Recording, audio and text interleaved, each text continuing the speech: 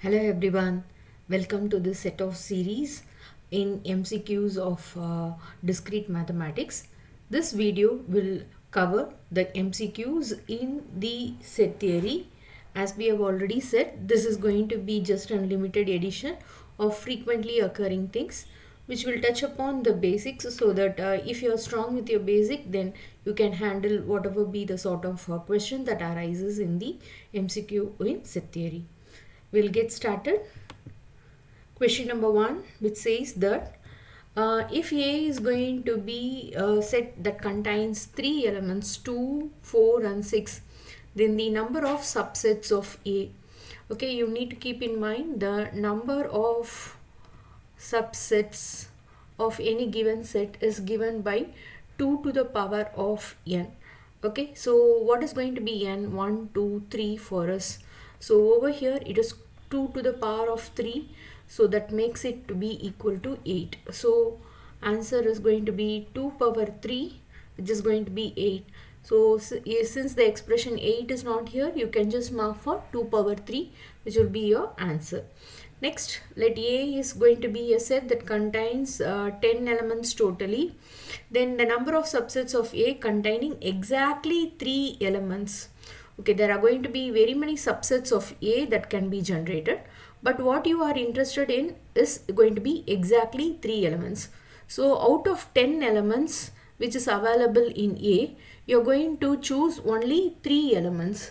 So that is nothing but your 10C3. So what is going to be your 10C3? Exactly 3 elements means 10C3. So it is 10 into 9 into 8 by 1 into 2 into 3. So 3 goes over here 3 times. 2 goes over here 4 times. 4 3s are 12. 12 into 10 makes it as 120. Use your calculator wisely. You can just key in 10C3 in your calculator and also get your answer without any error. So the answer for your quantity, out of 10 elements, 3 elements can be picked exactly in 120 ways. Next, the relation R is defined on the set of integers is given by A minus B is such that A minus B is divisible by 3. It is defined on the set of integers. Okay, so you will have to show that whether it is going to be reflexive, symmetric, transitive or equivalence relation. What do we mean by reflexive? Whenever we have A comma A to belong to the relation for all your A belonging to the set, then you call the relation to be reflexive. What do we mean by symmetric? Symmetric is one whenever A comma B belongs to the relation, your B comma A also belongs to the relation. So in which case you call it to be symmetric. What do you mean by transitive? Your transitive meaning A comma B belongs to the relation and you also have B comma C belonging to the relation, then you will have this both of them together to imply A comma C belongs to the relation. If a relation is going to be reflexive, symmetric and transitive, then it will be referred by the name equivalence relation. So we will have to check what is going to be true over here. So the first one, reflexive, is A minus A. A minus A is going to be 0 and 0 is divisible by 3. So this relation is going to be reflexive in nature. If A minus B is going to be divisible by 3, I can write this A minus B as your 3 times of K. So what will be B minus A? B minus A will be minus 3 times of K, which will also be divisible by 3. Therefore, it is going to be symmetric. So if A minus B is going to be divisible by 3, let me write it as 3K. B minus C is divisible by your 3. So let me write it as 3M. So what will be A minus C? A minus C is just addition of the two datas. Minus B plus B cancels off. So it is 3K plus 3M. Take your 3 common outside. K plus M. Is 3 times of K plus M divisible by 3? Yes, 3 times of K plus M is also divisible by 3. Therefore, you can say it is going to be transitive. So it is reflexive. It is symmetric. It is transitive. All the three relationships hold true. Therefore, you can conclude this divisibility of A minus B by 3 is going to be an equivalence relation. Now, if f is a function from A to B and the number of elements of A is going to be 2 and number of elements of B is going to be 4, then the number of functions that can be defined from A to B, this number of function has a general formula n of B to the power of n of A. So n of B is going to be 4 and n of A is going to be 2. So it is 4 into 4, 4 fours are 16. So the answer is over here 16. So we are done with the first set. Let us move to the second set of data. If the relation R is going to be reflexive, symmetric and transitive, then the relation R is called as equivalence relation. Just now we saw it. What is meant by a poset? Poset and a partial order relation is both one and the same. And what is going to be a poset or a partial order relation? If it is going to be reflexive, it is going to be anti-symmetric, and if it is going to be transitive, then these three together will contribute a partial ordered relation which we refer as poset. Okay, so what is meant by anti-symmetry? A comma B belong to the relation and B comma A belonging to the relation will imply A equal to B. It is very much different from that of the symmetric relation which we saw. Symmetric relation means A comma B belongs to the relation, means that has to imply B comma A is also there in the relation. But for anti-symmetry, both of them have to hold true. A comma B belongs, B comma A also belongs. Then what does it imply? A equal to B. This is called as anti-symmetry. So if it is reflexive, antisymmetric and transitive, then you call it as partial order relation, or you call the set which is going to satisfy this by poset. What is identity relation? The relation of the format A comma A belonging to the quantity will be called as identity relation. Next, coming to the second one, the dual of x is equal to B bar intersection A union A intersection B. How to get the dual of any statement? Wherever you have union, you replace it with intersection. Wherever you have intersection, you replace it with union. Wherever you have null set, you replace it with universal set, and universal set has to be replaced with null set. So this is going to be the four transformation which we are going to do to obtain what is going to be the dual of the given statement. So over here, this is going to be B bar. Don't change B bar to B. That is not the way in which a dual is obtained. A complement is never changed in your dual. Keep it in mind. So it is B bar. This intersection will now change as union A, and this union will now replace with intersection and A. This intersection will now become union and B. Let us search for our answer. Answer is available in option number C. So this is going to be our answer. Next, F is from A to B and G is from B to A. Then G composition F is going to be. So what happens? You have a composition of function G composition F, which means G of your function f of x. So we begin with f and move towards g. That is, we begin with f. Where is the beginning? A, and it goes to b. F takes elements of A to B, and where does G take? G take elements of B to A. So this B, which is going to be the ending point, will become the starting point of G, and this G now will take elements of B to A. So your G composition F are elements from A to A. But A to A doesn't imply that it has only identity elements of A.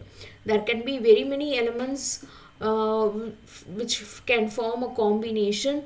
So IB is not the answer. Does not exist is not the answer, because it does exist. So the answer will be many to one. The next one, A is going to be the set 3, 4, 5.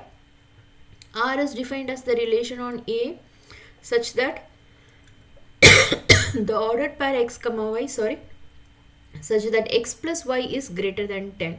You want the combination of the ordered pair which will give you on addition the value greater than 10. So 3, let me take a combination with 4. 3 comma 4 meaning 3 plus 4. Is it greater than 10? No. So this will not be there in the relation. 3 with 5, 3 plus 5. So this is 8. So this will not be there in the relation. Next, let me take a combination with 4 and 3. 4 comma 3 is again 4 plus 3. No, it is not true. 4 comma 5, it will be 4 plus 5, which is again 9, which is not greater than 10. So this will not be there. 5 comma 3 is 8. So this will not be there. 5 comma 4, this will also not be there. So we will see that, we see that these are not going to satisfy. 3 4 not there, 4 5 is 9, 5 3 is 9, 8, so this is not there. 4 4 is going to be 8, 4 5 is going to be 9, 5 5 is going to be equal to 10, so this will not be there because the other numbers are not greater than 10. Now coming to this number 5 comma 5, 5 plus 5 is going to be equal to 10, but the relationship states that x plus y must be greater than 10.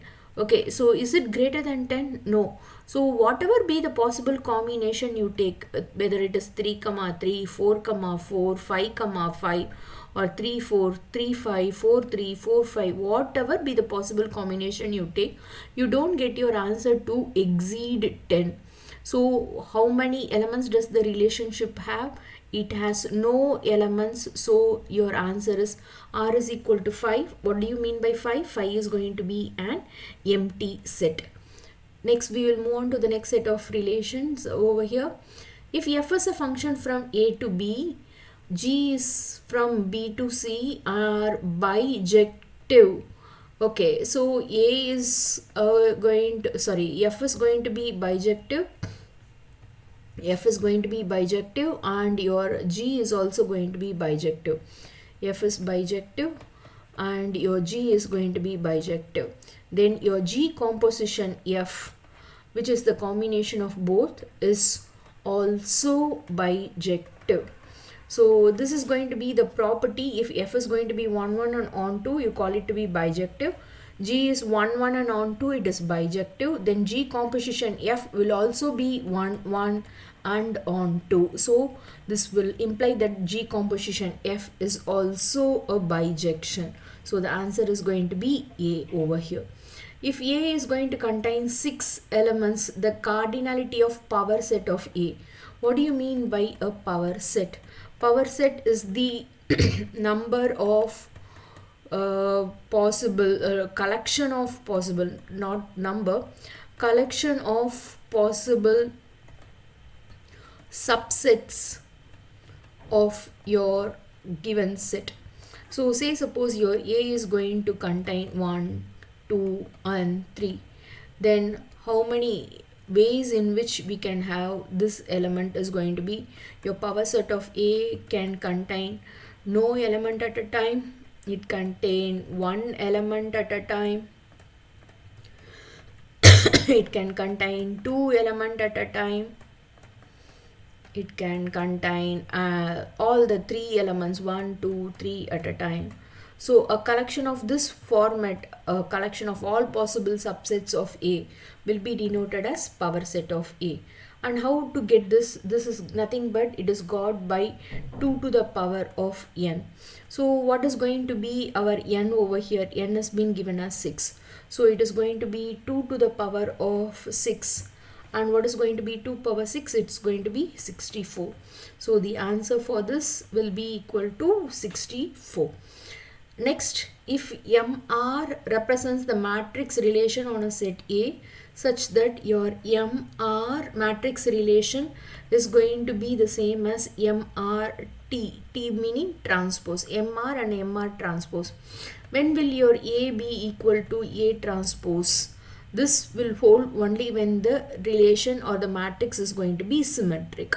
What do you mean by symmetric? Along the diagonal you take both above and below the diagonal if you are going to have the same element. Like this is going to be 2, 1, minus 1. if you have 3 here, you will have to have 3 here. If you are going to have 1 here, you will have to have 1 here. If you are going to have 2 here, then you will be having 2 here. So what happens, this is going to be my diagonal. Above and below the diagonal, the elements are the same. So when you take transpose to this, it will again be the same. What do you mean by transpose? Interchange your rows to columns and columns to rows. So when will this happen? Only for a symmetric matrix. Okay. Next one, which of the following forms a partition of the set A? What do we mean by partition? Partition meaning we are going to break down the set into parts and or subsets. And what are going to be the rules in it? The rule is such that when you take the collection of all the partitions, you will have to get back your original set, and there must be no overlapping of elements. That is, your pi intersection pj must be the intersection, that is number of common elements must be equal to 5. That is, there must be no elements which is common to the two partition. You cannot have an element which all belongs to partition 1 as well as in partition 2. So these are going to be the two conditions we will be following. In which case, what happens over here, 1 comma 2, 1 comma 3. 1 is repetitive over here as well as here. So this is not a partition. Okay. 1, 2, 3. 3 is repeated here, 3 is repeated here. So this is not a partition. 1 comma 2 and 2 comma 3. 2 is being repeated here. So this is not a partition. And 1 as one singleton set and 2 comma 3 as other set. When you take the union, you get all the 3 elements back and there is no overlapping. So the right answer is going to be C, set of collection of 1 and 2 comma 3 as singleton, as a separate set. Moving on to the next one. If we have A and B to be non-empty sets, then A intersection B union A. So A intersection B union A can also be written as A union B. A intersection A union B by absorption law. Absorption law states that is going to be equal to your elements that are going to be common to A, and this is going to be your A union B. A union B will just be the element of A alone. Okay, so the answer is going to be B, which is going to be your A. Coming to the next one, you have a collection of R and a collection of S defined on the set A. Then you want R composition S. R composition S is R of S of the elements X. So this is how we define the composition of functions. Start from S and then move towards R. In which case, what is happening over here? You take the first element over here, 2 is mapped to 1. And where does 1 go in your R? 1 is mapped with 1. So what will happen ultimately? This 2 will be mapped with 1. So 2 comma 1 will be your ordered pair. 2 is mapped with 1. Where is this 1 mapped to? 1 is also mapped with 3. So 2 comma 3 is also the other ordered pair. The next one, 3 is mapped with 3 in your S. And where is 3 mapped to? 3 is mapped to 2. So 3 comma 2 is one set. And 3 comma 4 is 3 is also mapped with 4. So 3 comma 4 is also your other set. Next, 3 is mapped with 4. And where does 4 go in your R? 4 is mapped to 2. So 3 comma 2. But 3 comma 2 is already present, so we ignore that. Okay, and now coming to the next element, 4 comma 1. 4 is mapped with 1. 1 is mapped with 1. So 4 comma 1 is one element. 1 is also mapped with 3. So 4 comma 3 is going to be the other element. So your composition R, composition S must contain the elements 2 1, 2 3, 3 2, 3 4, 4 1, 4 3. But unfortunately we are not able to find this combination in any of them. So this is the formal way of working your composition. But say suppose they have worked out in the other way round. What is going to be the other way round? They have started from your R and moved towards your S. In which case what will happen? One is mapped with 1 and one is not mapped anywhere, so it doesn't have a composition. Next element, when you take, one is mapped with 3 and 3 is mapped with 3 and 3 is mapped with 4. 3 is mapped with 3, 3 is mapped with 4. So 1 comma 3, 1 comma 4 is a combination of answer we get for composition of function. Next moving, 3 is mapped with 2, 2 is mapped with 1. So 3 comma 1 is one combination. Next 3 is mapped with 4. What is 4 mapped with 1? So 3 comma 1 is one more combination, but 3 comma 1 we already have. Next 4 is mapped with 2, and how about 2? 2 is mapped with 1. So 4 comma 1 is going to be one combination. And if you're going to check 1 3 1 4 3 1 4 1, yes, it is present over here. So instead of taking the usual notation of R of S of X, they have taken it as S of R of X. So they have begun with R and moved towards S, in which case your answer will be this. But the proper definition of your composition will be in this format.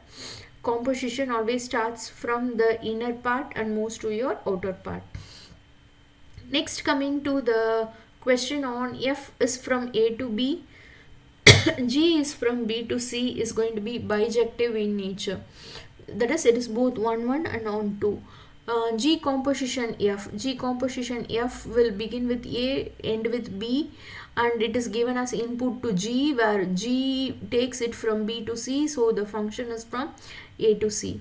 What will be the inverse of it? We know the property that G composition F, the whole inverse will be equal to F inverse composition G inverse. This is a property, you can just memorize it, and so your answer will be F inverse composition G inverse.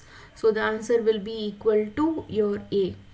Next, coming to your fourth question, F of X is 2x plus 3 and G of X is 3x plus 2, be a function defined on real numbers. Then F composition G. What will be F composition G? So this is going to be F of G of X, which means G of X is provided as input to your F. So it is F of, what is G of X? 3x plus 2. So wherever you have x over here, this x has to be replaced with 3x plus 2. So this will now give me 2 times of x is replaced as 3x plus 2, and you have a plus 3 over here. So your answer will be 2 3s are 6x plus 2 into 2 makes it as 4, plus there is a 3 outside, so it is 6x plus 4 5 6 7. So the answer is over here 6x plus 7. We move on to the next set of questions. A minus B is the same as B minus A if and only if the set A equal to B. Only if A and B are the same, then you can have A minus B to be the same as your B minus A. The next one, you have a relation R defined 6 to 8 to 10 to be a relation from B to A. Then R inverse, how to find R inverse? It's just A comma B belongs to the relation, then your R inverse will contain elements of the form B comma A. You will have to just flip the elements. So what happens over here? 6 comma 2 will be flipped as 2 comma 6. 8 comma 2 will be flipped as 2 comma 8. 10 comma 2 will be flipped as 2 comma 10. So these are the elements of your R inverse. Check where are they? 2 6, 2 8 and 2 10 over here in D. So this forms my answer for my R inverse. Next, Warshall's algorithm is applied to construct. We all know very well that Warshall is going to be an important algorithm which effectively helps us in constructing a transitive closure of any given relation.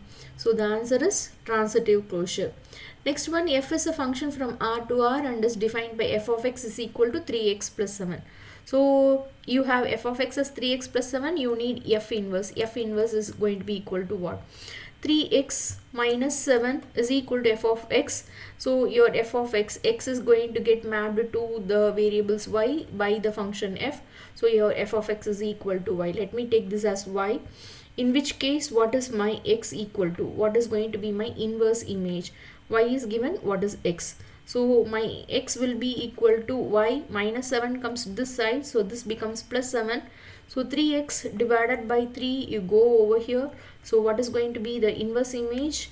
It will be y plus 7 by 3. Y plus 7 by 3 is available over here. So this is going to be the inverse image. Moving on to the next set. The power set of A and singleton B over here is, what do you mean by power set? The collection of all possible subsets of this. So you have two elements over here, A and B. What is going to be the power set of this? The power set must begin with a null set, then elements taken one at a time. So a singleton A and a singleton of a singleton B, which is available. Elements taken one at a time and elements taken two at a time will be A comma a singleton B, which is already over there. So no at a time, one at a time, two at a time. So this is going to be the power set of the given set. We will see where does this option match for. Where does it match for? In our option number A. So this is going to be our option. Next, if P is going to be 1, singleton 2 and 4, Q is going to be 1, 2, 4, then can you say P is a subset? No, this is not a subset because 2 is a singleton set. Can you say Q is a subset of P? No, in that case also it is not true. Is P and Q the same? No, singleton 2 and 2 are not the same. So the option is perfectly P not equal to Q. So the next one, 3, 4, 5 and R is the relation x plus y is greater than 10. We just now saw this problem. So the answer for this will be equal to your value over here. 3, 4 combination will not work. 5, 4 combination is 9. 5, 3 is 8. 4, 3, 4, 5, 9, 10. No, nothing is going to be greater than 10. So obviously that going to be null set. No elements satisfy this relation over here. Again 2x plus 3 and gx is 3x plus 2, f composition g, f of g of x, the same problem which we did over here. So f of g of x, 3x plus 2, 2x plus 3, 3x plus 2, 2x plus 3. So the answer is going to be 6x plus 7, which is over here. Moving on to the last set of problems, we have A minus B intersection C. It's going to be an common set identity by the extension of De Morgan law. It is going to be A minus B, and when this minus sign gets extended, this intersection will turn out as union A minus C. So this is going to be your set identity. Where do we find this? With union here in A. So the answer is going to be here. If A is a non-empty set with n elements, then the number of possible relation on A. What is going to be a relation? A relation is going to be a subset of the Cartesian product. What is going to be the Cartesian product? Cartesian product is going to be A cross A. A is containing n elements, so A cross A will contain n square elements. So the number of possible relation is going to be 2 to the power of n square. Where is 2 power n square? Over here in C. So this is going to be our answer. Let R is the collection 1, 1, 2, 2, 3, 3 defined on the relation 1, 2, 3. Then the R is reflexive, symmetric, transitive, equivalence. What is this true? 1, 1, 2, 2, 3, 3 is going to be like A comma A. So this is going to be reflexive for sure. If A comma A belongs to the relation, obviously it's flip. What is its flip? A comma A is also belonging to the relation. So it is going to be symmetric. So you can call this to be a trivial symmetry relation. And how about transitive? If A comma A belongs to the relation and A comma A belongs to the relation, the combination of both of the quantity A comma A also belongs to the relation. So this can be a trivial transitive relation true. So it is both reflexive, symmetric as well as transitive, therefore it forms an equivalence relation. Next, F and G are going to be on 2, then the composition G composition F will also be on 2. Okay, so whatever be the nature of F and G, the same will be the nature of your composition. If F is 1 1 and G is 1 1, G composition F will also be 1 1. If F is on 2 and G is on 2, G composition F will also be on 2.